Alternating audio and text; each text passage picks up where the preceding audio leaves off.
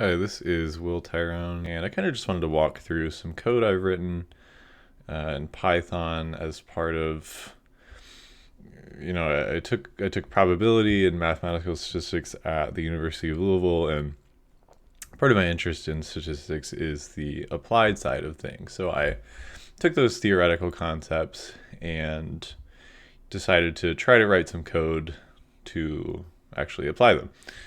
And you can see if you visit my GitHub, uh, Will Tyrone, and the applied stats repository, you can find what I'm working with.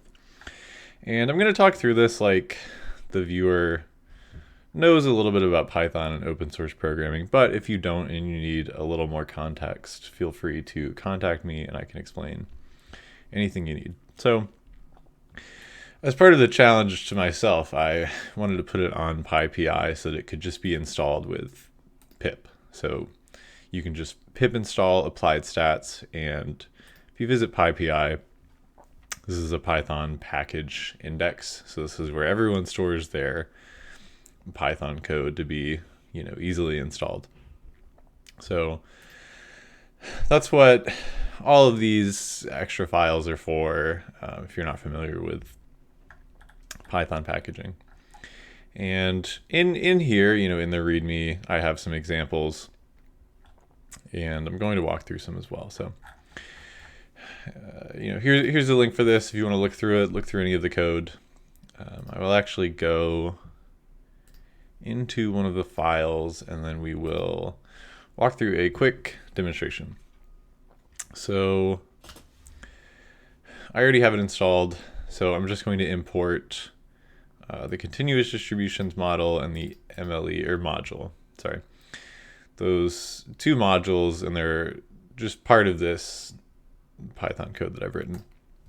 So the basis of this is that there are classes to define the different distributions of given variables. So for example, I started with a normal random variable. I also have in here classes for chi-squared, t distribution, and an f distribution. And this also came up because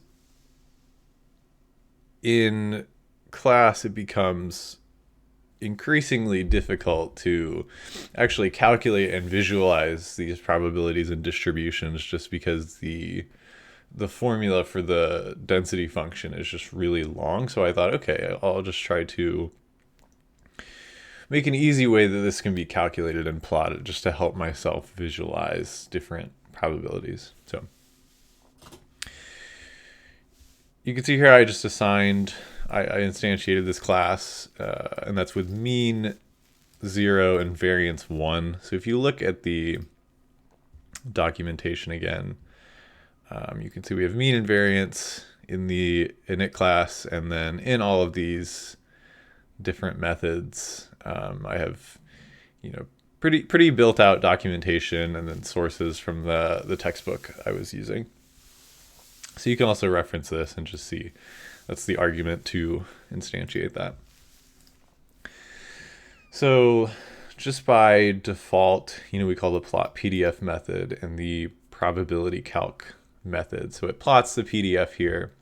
So standard normal random variable.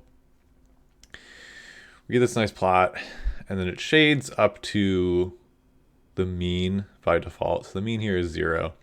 And it tells me the probability that the random variable is less than the critical value is 0.5. So obviously, because it's symmetric and we're going just shading everything up to the mean, that's going to be a probability of 0.5. And just a quick walk through the code. I'm not going to go too in depth, but part of the challenge to myself of doing this was that sure, maybe you could do this with SciPy or some other code that's kind of already written, but I want to just write it from scratch and see how I could accomplish that, and just to see what it would end up looking like. So we have the formula for the PDF here. It's being evaluated over a bunch of x points. a bunch of x points of data just to plot that.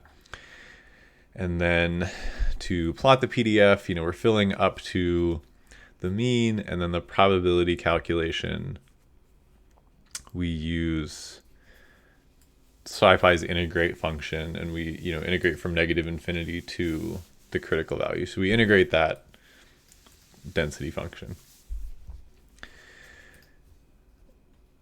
So that can then be used, instead of using just a regular Z table with Z scores and just finding those and trying to figure out the probability, we can actually just integrate those and find a more precise probability and for any critical value we want. So let's try this with a critical value of -1, and by passing these two arguments, it's going to plot with two tails on the normal distribution. So you can see here that, so I have it to plot symmetrically. So we start from -1. So it's -infinity up to -1, and then 1 to +infinity. So it shades those areas, and then it also calculates the combined areas under there. And then I also have chi-squared distribution. This is just an example with 5 degrees of freedom, and we have the same functionality for a t distribution and an f distribution, just in this continuous distributions .py file. So then let's look at an example.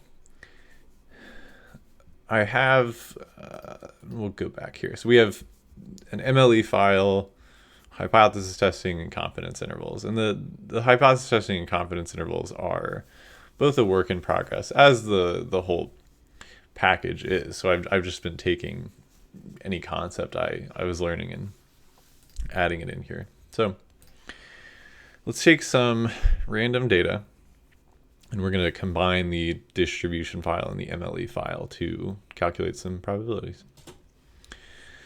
So if we have some random data, this is just a selection of it, but just to show you what the data looks like. So I wrote up a basic example. What if we're looking at financial data and the charge amounts or the transaction amounts on a bank account? So a negative value would indicate an expense, and a positive would indicate a deposit or a gain of money. So the maximum likelihood estimators, the MLE for a normal distribution. For the mean, it's just a sample mean, so the sum of observations over n, and then the variance is 1 over n times the sum from 1 to n of x sub I minus the mu hat, so the sample mean quantity squared. So then in the file, we can jump over here and look at the normal MLE calculation, and you can see here all of the documentation. So I wanted to make sure that was all working really well and well explained, so that if anyone were looking at this, they could understand which formula I was using and why I was using it. So we just have the formula written out, and then it's going to return this as a tuple of values. So we're just feeding in this randomly generated data into the mean and the variance, and those will get unpacked. And we have a mean of -$1.04, and then a variance of $27. So then we might ask ourselves, okay, so what if we randomly selected a transaction? What is the probability that that's between -$5, so a $5 expense, and a $5 deposit? So we're going to do a similar thing to what we did above, but now with these calculated mean and variance values, or rather the MLEs for mean and variance. So calling the same thing again, just the normal random variable class to instantiate this variable. And then I'm going to use a critical value of -5 because I have it set to plot the plot symmetrically from the negative value. So it'll go from -infinity up to -5, and then 5 to +infinity. And then we pass those same arguments in that we did earlier, and we'll calculate it. So it gives us this nice normal distribution. It's almost centered over 0, but you can see it's negative $1, like we mentioned above. And then it's showing me that we're plotting it up to -5 and then 5 to infinity.